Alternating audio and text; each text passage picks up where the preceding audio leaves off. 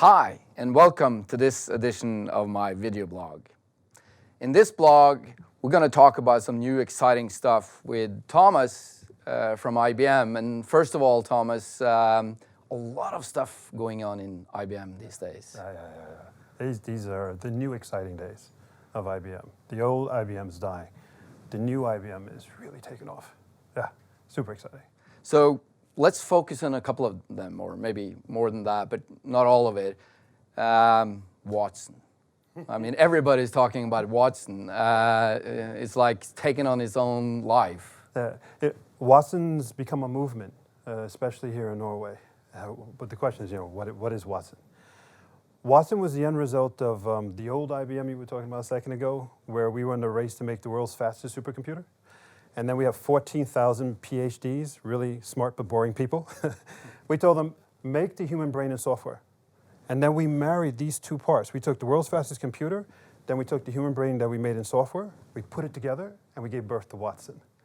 So the excitement around Watson today is, what can you do with this, So 4 years ago, we said, let's solve the biggest problem there is in the world, and that is cancer, right? So with cancer, we partner with Memorial Sloan Kettering, the #1 cancer institute and hospital in the United States. We've been working for 4 years. So now we can help people with breast cancer, lung cancer, colorectal cancer, where Watson is reading all the information there is in the world on cancer. Up until the moment the doctor, the oncologist, comes into the room with the patient, the doctor on an iPad has all the information, everything published up until she walks in that door to help that patient. So while she's sleeping, Watson's working, reading, learning, everything. I mean, this is one of the exciting things about Watson is big data has created a big problem. There's too much stuff to keep up with. Watson's able to put it all together and walk in with the doctor and help that person with the latest information, the latest techniques, the latest drugs, everything. I mean, that's exciting, right? Because a lot of this is really, as you touched, it's about the fact that it's impossible for a person, not only a doctor, but a person in society today, to take in all the information that this is, is available out there. It is not possible. If you look just normal people at their desk, right? They have access to so many databases. They have their spreadsheets and things like that. Spreadsheets are growing.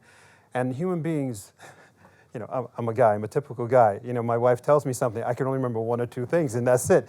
But when you're at work, a typical guy, it doesn't work. Your boss like you wants me to remember. Talk for yourself now, Thomas. Okay. Just don't tell my boss. But you have to take into account all these different things in different databases, different customer needs, and different scenarios, and all this stuff. It's too much. But with Watson, Watson reads 10 million words a minute. I mean, the amount of data we have is nothing. That's Watson's food, right? So all the data you have, you feed it into Watson, and then you can actually have a conversation with Watson. Say, Watson, what did you find? Or, Watson, what anomalies did you find? Or this interesting thing. So what I like to call it is that, the good old days when you had an idea, you want to start up a company, it takes you 6 months of testing, looking, researching. With Watson, the iterations of innovation are not a couple of seconds. You feed Watson all the information. Watson, what you find? Really? What if you do this? So all of a sudden, instead, what took you 6 months before, it's now taking you every minute. So you're starting a startup every minute of your life. You could do this with your work as well. I mean, this is why it's exciting. You now have the best version of you as Watson working with you all the time. If you're a doctor or if you're an accountant or you're working in the field, I mean, that's why it's exciting. And there's no longer a future. We've been doing this now for 4 years. So and everybody talks about, when they talk about, or a lot of people talk about cognitive when they talk about this. Could you try to put that into the context of Watson? I mean, it's 2 sides of the same thing, isn't it? Yeah, cognitive is real simple, and you're a guy, and you probably like women, so we'll do the women thing, right? You see a woman, she's very pretty. You see that she doesn't have a wedding ring on. You go, ooh, okay. And then she smiles at you. Okay. What do? You walk over and say hi. That's cognitive. You connected the dots. So what Watson does, it connects the dots. So we don't call it artificial intelligence.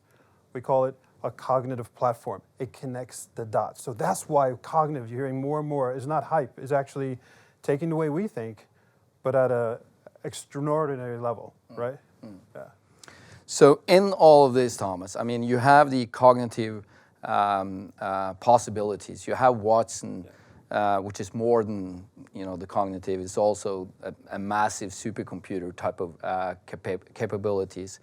But then IBM is also leading in the field of analytics or big data, or what have you. And of course, Watson is using that. But when you look into the data and the analytics of this for IBM, I mean, that's going to be massive too.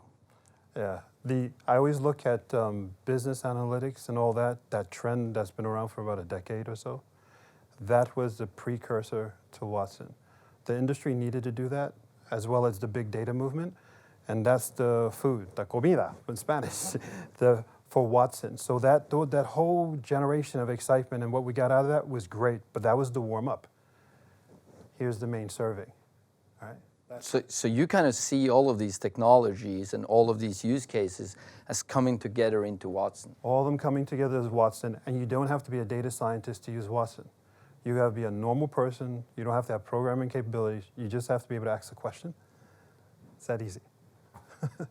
Which is cool. And you don't have to do a massive investment to get there. I mean, Watson is available in many forms or shapes and forms. Yeah, exactly. So we have partnerships with universities, so they have access to Watson through our developer platform called Bluemix for free.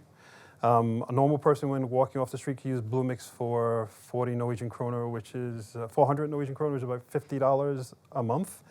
And you have access to services like Watson where it could see it has feelings. You know, Watson can tell your emotions. So if you're happy now, Watson can tell you're happy. If you're sad, you have access to all this for $50 a month. I mean, and you could build new services, mobile apps. You could build robots for $50. It's so simple, you know. Our plan now is the new IBM is let everybody play and use your creativity. You know, go back to the barnehage in Norwegian, kindergarten, and just have fun again. Yeah, and with technology, an engineer like me, of course, knows how to have fun with new technologies. And IBM want to work with partners. So ATEA, of course, is excited to start this journey, even though, I mean, we probably need some help really get going. But it's all for partners. I mean, you really want to work with the ecosystem here. Yeah, partners are key. What I see, so I'm responsible for Watson for all of Norway, and it's extending out into the Nordics. So I'm working with the partners all the time. The partners are making the biggest investment in number of people and their excitement. They're actually more excited, a little more excited than me, and that's kind of crazy because I thought I'm really excited.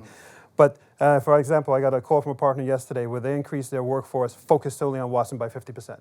But the Watson days are so early. Some people listening to this probably haven't heard of Watson.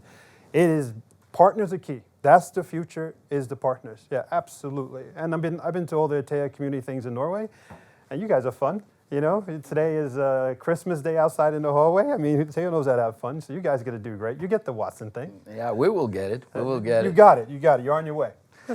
So you actually got to Norway, which is kind of strange, but I want to end this video blog as all my blogs and all my people out there know this, to ask you a more personal question. So, Thomas, I know you're working a lot, and I know that you're passionate about that. Yeah.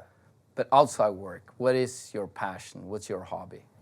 Well, simple. We spoke a little bit about before, and that was basically...